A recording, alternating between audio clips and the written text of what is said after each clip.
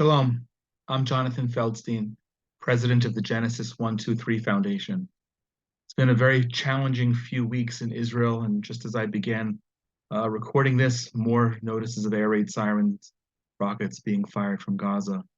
It's a month now since this war was thrust upon us by Islamic terrorists of Hamas who are simply inhuman, pushing us to a situation where if we don't defeat Hamas, we'll be in a much more dangerous place in the future, despite the losses and sacrifice that we're suffering. Today, I want to send a message of thanks and encouragement to our Christian friends all over the world who are praying for us, standing strongly with us, advocating for us, and donating to help Israel at this unprecedented time of fear, grief, and even anger. I know your love and support are rock solid and unconditional. I can't tell you sufficiently how your words and prayers encourage us and mean so much. Thank you. But I also know it's not always easy. Your faith and solidarity are strong, I know that. But you're bombarded with messages and images that create a moral equivalency between Israel and the Islamic terrorists of Hamas, Hezbollah in Lebanon, and Iran. You're hearing calls for humanitarian aid, a ceasefire, a suspension of hostilities, and that Israel is committing genocide. Nothing can be further from the truth, and I welcome your reaching out to me individually at genesis123.co for more information about this, or following any of my articles that appear on townhall.com, All Israel News, Christian Headlines, Charisma, and more. But today, I want to speak about something different. You may know that in Judaism, we read the entire Torah from Genesis to Deuteronomy in an annual cycle every year. One thing that I'm always amazed with is how the words were written thousands of years ago, narrating the history of my people. Yet every year I read them again as if they were new. Every year I'm in a different place in my life, and God speaks to me through his words to help me where I am at that moment. Rather than looking for verses to explain how I feel or to connect with current events, the words of the prescribed annual cycle of Jewish tradition for thousands of years in reading the Torah are God's way of speaking to us, that his words are always relevant. Today I had that realization profoundly. We read the section of the Torah, Genesis 18 through 22, and it's as if God was sitting right there with me, narrating what's going on today. Genesis 18, for example, Abraham speaks with God. Some say even argues with him, beseeching God not to destroy Sodom. You know the dialogue. What if there were only 50 righteous people? Would you destroy everyone? Then 40, 45, and 40, and all the way down to 10. And there weren't even 10 righteous people in Sodom. So God destroyed the city. Now, I'm not saying, please don't think it, that Gaza should be destroyed the same way with nobody left. But I do know that Hamas is the epitome of evil. I also know from their own polls that the vast majority of adults support Hamas and even more radical terror groups there, if that were even possible. They raise their children filled with hate, a lust to massacre Jews, teaching them that we have no place here in the land that God deeded us. Of course, there are good people, but the fact is Hamas long ago hijacked their society and put all Gazans in harm's way on purpose. It's evil. It's a war crime. And I wish innocent people would not only not die, but the Gazans would revolt and take back their society from the terrorists. I pray that in the aftermath of this war, somehow that will happen. But today you're bombarded with images that are genuinely scary and hard to digest or explain. And when faced with a confrontation that's so clearly black and white, good and evil, I pray that you not look back like Lot's wife, but affirm that as difficult as this may be, Israel must defend ourselves at a great personal cost.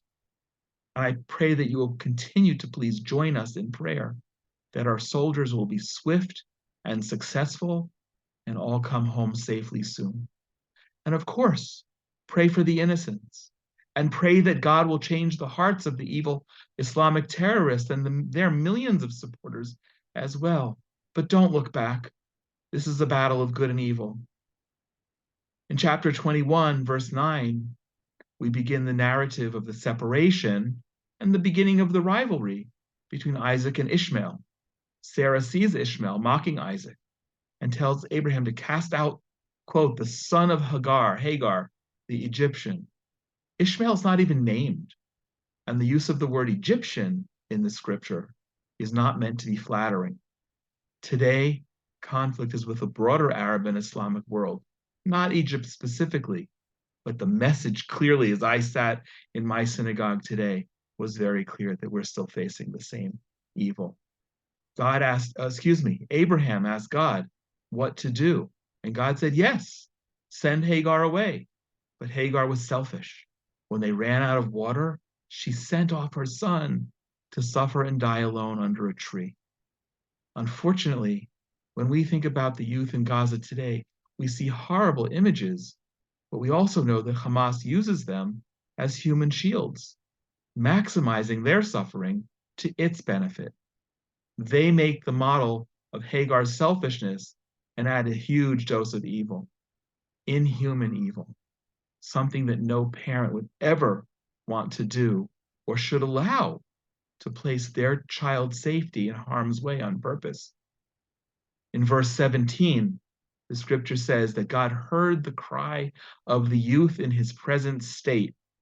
The rabbis teach us that even though Ishmael would go on to become evil, something that we see today at that moment,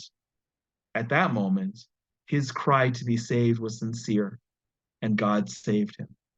We know he's a merciful God, and we must place our trust that just as somehow he allowed the butchering of 1,400 Israelis, including babies beheaded, children and parents tortured and burned alive together, and much more horrors. God is in control. Please don't let the images that are part of a campaign of psychological warfare to shake your resolve that Israel must defeat the enemy soundly. There's one other point that I'd like to highlight.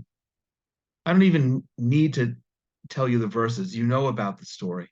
You know how in chapter 22, Abraham was called by God to sacrifice Isaac. Other than the fact that in the previous chapter, Ishmael had already been cast off, and the scripture is clear.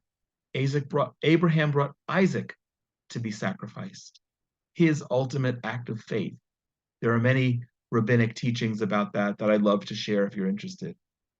In Israel, we are aware of the Islamic holidays much more than in most places in the world because 20% of our population are Arabs. However, there's a conflict that exists with Islam that neither Jews or Christians can reconcile. They have a festival where they celebrate Abraham's faithfulness in bringing his son to be sacrificed, but they erased Isaac and wrote in Ishmael. Other than being anti-biblical, it goes to the root of the problem that we're living in today. Not that all Muslims are bad and evil, but if they are faithful Muslims, they believe that Abraham went to sacrifice Ishmael. And in doing so, they part from the Bible and our shared tradition as Jews and Christians in Genesis 22. How does one live and reconcile with that? I don't have all the answers. I know that. But today, listening to the words in their original Hebrew, I was profoundly uplifted to read the ancient text and know that it's still the same battle. And I wish it weren't that way. Friends, we're bleeding, we're hurting, we're in pain, we're experiencing a national trauma like never before. I really do wish it weren't that way. But knowing that God is in control, even with a son and son-in-law in the army, and thousands of Israelis killed, injured, kidnapped, and suffering unspeakable trauma, God being in control remains a comfort. I pray that these words and thoughts will encourage you as the battle goes on, and that your resolve and faith to stand strong with Israel will always be as strong as it is and rock solid, despite the many challenges and images that you'll see. I hope you'll share this message widely, and I invite you to invite me to provide a private briefing for your church or ministry, as I've done many, many times this past month, to share a personal, first-hand insights from Israel. You're invited to be in touch anytime at genesis123.co. Thank you, my friends. God bless you.